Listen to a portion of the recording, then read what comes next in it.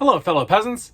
Today I'll be reviewing 88 Films' new 4K transfer for 1979's The Amityville Horror.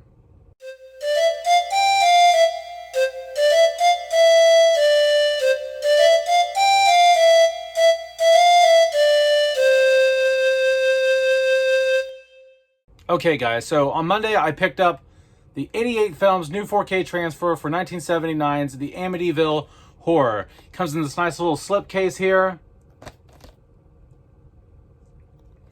Even has the OG artwork. Very nice, very nice. I have not owned this on 4K before. I do not have the Vinegar Syndrome 4K from 2022. I have only had the Blu-ray from 2007, and I've been happy with that for a long time, but I thought it was time to finally upgrade because the Amityville Horror is my 5th favorite horror film of all time. So let's dive into it here. This is a brand new transfer, struck from the 35mm negative. It has a DTS HD 5.1 audio mix, and it is native 4K. All right. So let's dive into the resolution first. In terms of detail, fine detail in this, amazing. I mean, the original Blu-ray was already spectacular for this film, in my opinion. But the level of detail in this is great, whether it's facial details, it's the foliage on the trees, it's the interiors of the home, the wood grain, the stonework, the clothing, people's clothing. You just see the fine knitting and stitching in the clothes, facial hair on their head. Everything just looks so much more sharp without being artificially sharpened. You know what I mean? There's no edge enhancement here going on.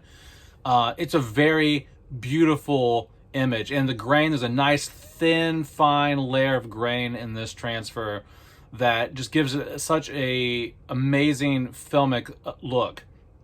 I've never seen this movie look better than this. Now, like I said, I have not seen the Vinegar Syndrome release.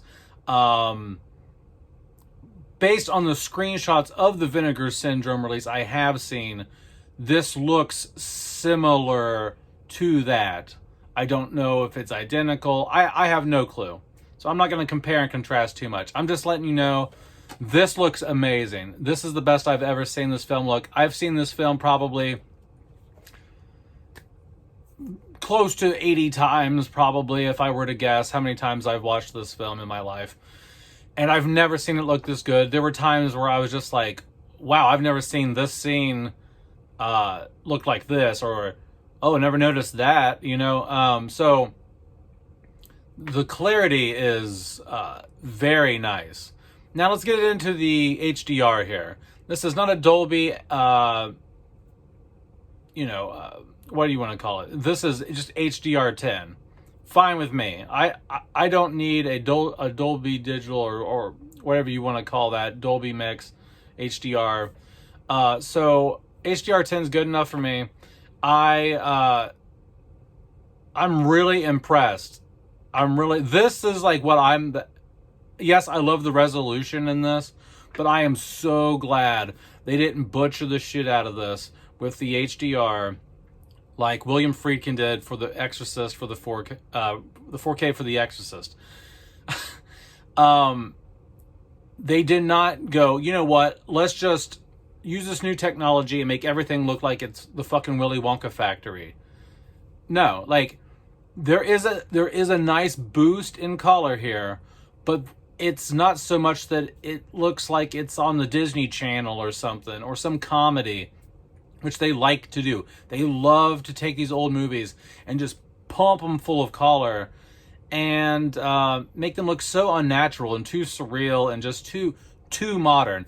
This film looks just like the Blu-ray, which I love. I love my standard Blu-ray, but it has way better resolution and just a bit more punch and color, which is all I wanted. Which is just all I wanted. I didn't want this to look like some brand new, just shot yesterday on the Disney Channel, super saturated film. They didn't toy around with the color grading on this. like a lot of studios like to do. The color grading on this is masterful. It is super, super impressive, guys. This is how it should be done. You shouldn't take an old film and just ratchet up the saturation just to make it pop, because we've got the technology now, so let's just use it to its max level. You know what I mean? Like, they did it how it should be done here. This is how it should be handled.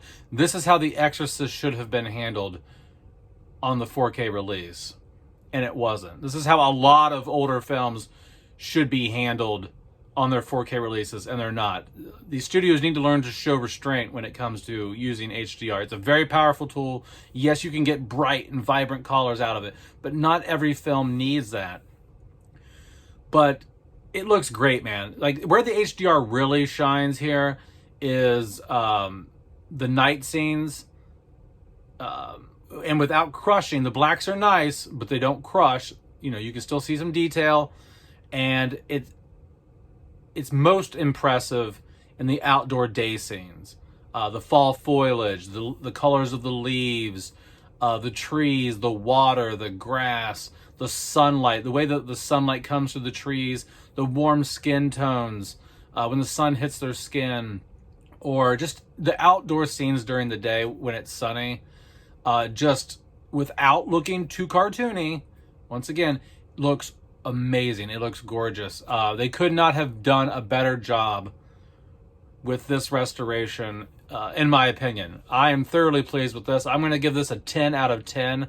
This is a reference quality disc, in my opinion, guys. That's hard for me to say. I'm pretty picky, but man, this is fantastic. I haven't gotten into the special features or anything on this. I'm not going to talk about audio. I don't have a surround system. I ain't got the money for a surround system. So if you want to know more about the audio and how that sounds and stuff like that, you'll have to find somebody or like a forum online that talks about how the audio sounded on their system.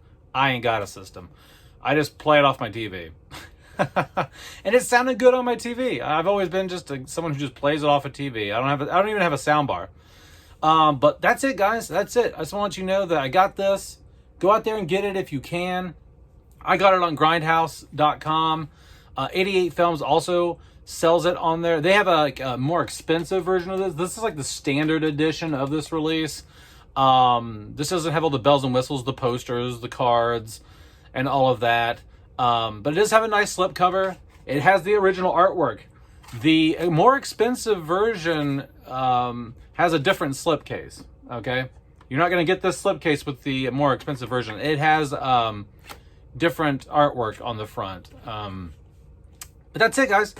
Let me know down in the comments below what you guys think about this release, if you have already purchased it. If you like it, you love it, or if you're good with your standard Blu-rays, or your Vinegar Syndrome release from 2022. Anyway, peasants, have a good one. Peace out. Bye-bye.